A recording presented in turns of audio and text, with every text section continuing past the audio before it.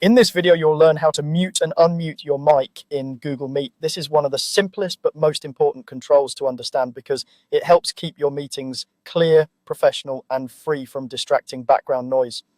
Let's start with what muting actually does.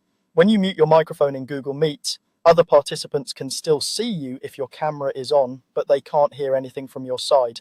This is useful anytime you're not speaking, if there's background noise around you, or if you just want to listen without worrying about what others might hear.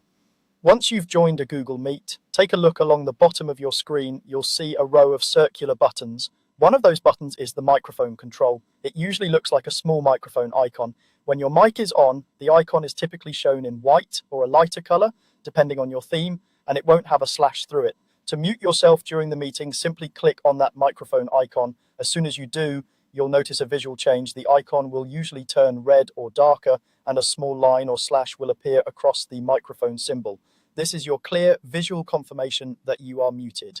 You might also see a small message on the screen briefly confirming that your microphone is off. It's a good habit to mute yourself whenever you're not actively speaking. This helps reduce echo, keyboard noise, or sounds from people or pets in the background. It also makes it easier for everyone else to focus on the person who's currently talking. If you're in a large meeting, staying muted until it's your turn to speak is considered good meeting etiquette. When you're ready to talk again, you'll use the exact same control. Move your mouse to the bottom of the screen if the controls have faded out, and then click the microphone icon once more. The slash should disappear and the icon will return to its on state. That means other participants can now hear you. Again, watch for the change in color and the removal of the line across the icon. Those visual cues are there to reassure you that your mic is live. Try to get into the habit of quickly glancing at the microphone icon before you start speaking. If you see the slash across it, you'll know you're still muted and need to click it again. This can help you avoid talking for a few seconds before realizing no one can hear you. If you're using a laptop or desktop, moving your mouse slightly will always bring the bottom control bar back if it disappears.